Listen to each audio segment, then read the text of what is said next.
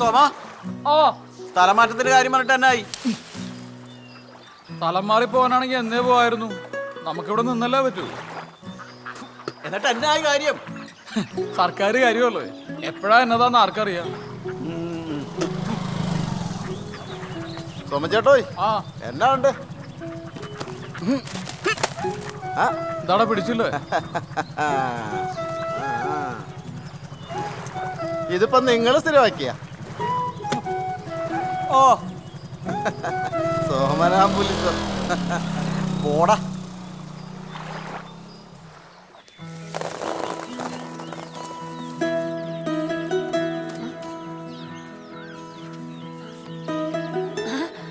മോളെ ഏത് സിനിമാ നടിയുടെ പടമാ വരയ്ക്കുന്നേ? ഞാൻ അമ്മൂമ്മയാ വരയ്ക്കുന്നേ.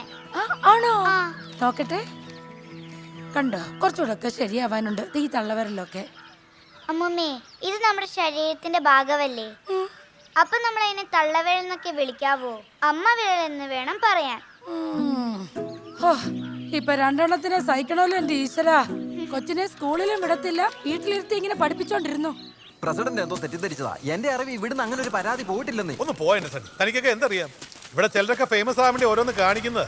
എന്താ സാറേ പ്രശ്നം? കുന്തം. എടോ ഓഫീസറെ, താനേ എനിക്കെതിരെ ഹരിത സംഘം വഴി അത്യുൽപാദന ശേഷിയുള്ള തെങ്ങിൻ തൈകൾ വിതരണം ചെയ്യാൻ തീരുമാനമായിട്ടുണ്ട്. അതവിടെ നിൽക്കട്ടെ. എടോ, എന്റെ പെസ്റ്റിസൈഡ് ഫാക്ടറി തോട്ടിലോട്ട് വേസ്റ്റ് തള്ളുന്നു പറഞ്ഞ് താൻ കേസ് കൊടുത്തായിട്ട് ഞാൻ അറിഞ്ഞു. പോരാത്തതിന് അനധികൃത മണൽ കൊള്ളയും.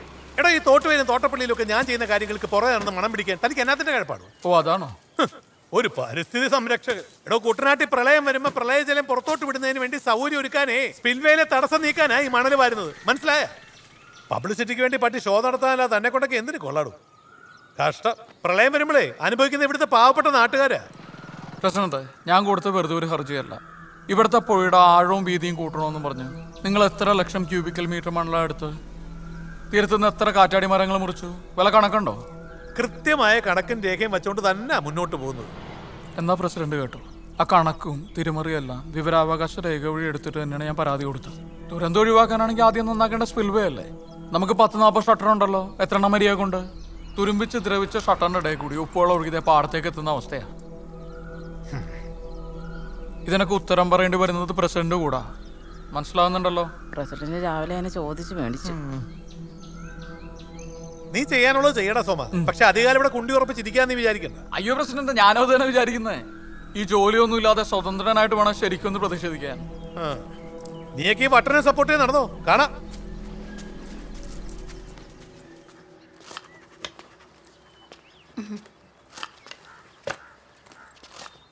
ഇങ്ങനെയാണെങ്കിൽ അധികം നാള് കൃഷി ഓഫീസിൽ തുടരാൻ പറ്റുമെന്ന് തോന്നുന്നില്ല. വല്ല സ്ഥലം പറ്റുവാണോ മോനെ? ഏയ് അല്ല, വായിക്ക് രുചിയുള്ളത് വല്ലതും വാങ്ങിച്ചതിനാ കൊതിയായിട്ട് ചോദിച്ചതാ. പിന്നെ മോളിന്ന് എന്നോടൊരു കാര്യം പറഞ്ഞായിരുന്നു. എന്നാ കാര്യം? ചേട്ടനാ പടം സൂക്ഷിച്ചു നോക്കിക്കേ. നോക്കട്ടെ. കൊള്ളാലോ. എനിക്ക് ഇതുപോലെ സ്കൂളിൽ പോണം.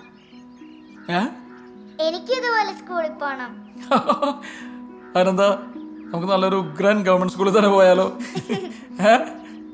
എന്നായാലും അവൾ നമ്മളോട് ഇങ്ങോട്ട് പറഞ്ഞല്ലോ. അവള് തന്നെ ഇത് ഇങ്ങോട്ട് പറയാൻ വേണ്ടിട്ടല്ല നമ്മൾ എത്ര നാളെ കാത്തിരുന്നേ അല്ലേ മോളെ?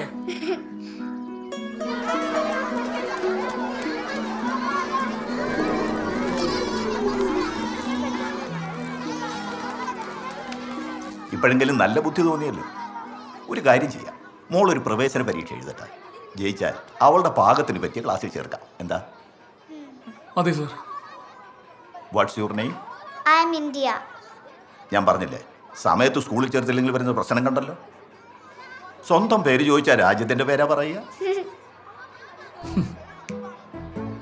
No sir, my name is India. അത് കൊള്ളാലോ. ഇതിലും വെറൈറ്റി ഒരു പേരാ സോമചേട്ടൻ ആദ്യം ഇടാനിരുന്നേ, കൃമുഹി. കൃമുഹിയോ? ക്രിസ്ത്യൻ, മുസ്ലിം, ഹിന്ദു.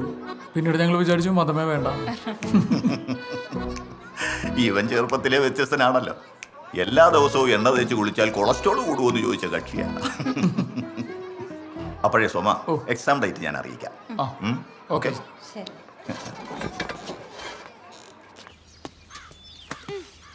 ഹായ് അച്ഛാ.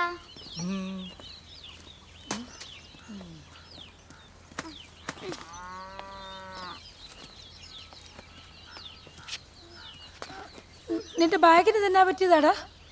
അമ്മ ഇത് എൻ്റെ ബാഗല്ല. അഡ്മിഷൻ ശരിയായോ? ആ, ജോർജ് മാഷ് ഓഫീസിലേക്ക് വിളിച്ചിട്ടുണ്ടായിരുന്നു.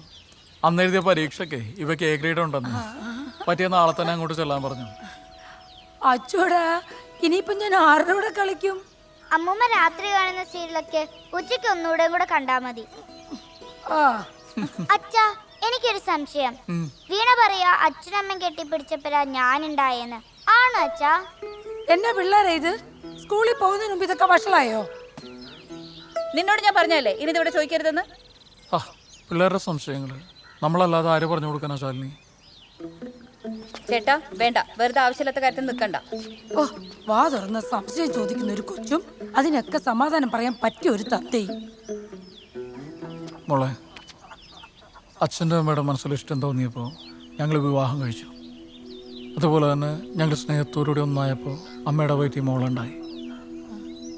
അങ്ങനെ അമ്മയുടെ വയറ്റിൽ കിടന്ന് മോൾ ഓരോ മാസവും വളർന്നു. തിരിഞ്ഞും മറിഞ്ഞും നിന്റെ കുഞ്ഞിക്കാല് വെച്ച് അമ്മയുടെ വയറ്റിൽ ചവിട്ടുമ്പോൾ അത് സന്തോഷത്തോടുകൂടി സഹിച്ച് 10 മാസം നിന്നെ ചുമന്ന ആളാണ് നിന്റെ അമ്മ. വേദന കടിച്ചമർത്തി നൊന്ത് പ്രസവിച്ച നിന്നെ ഒരു നോക്ക് കാണാനുള്ള നിന്റെ അമ്മയുടെ വെപ്രാളവും സന്തോഷമൊക്കെ നേരിട്ട് കണ്ടവനാണ് നിന്റെ അച്ഛൻ. മക്കൾക്ക് വേണ്ടി എന്തും ത്യജിക്കുന്നവരാണ് അമ്മമാർ. അവരൊരിക്കലും കരയിപ്പിക്കരുത്.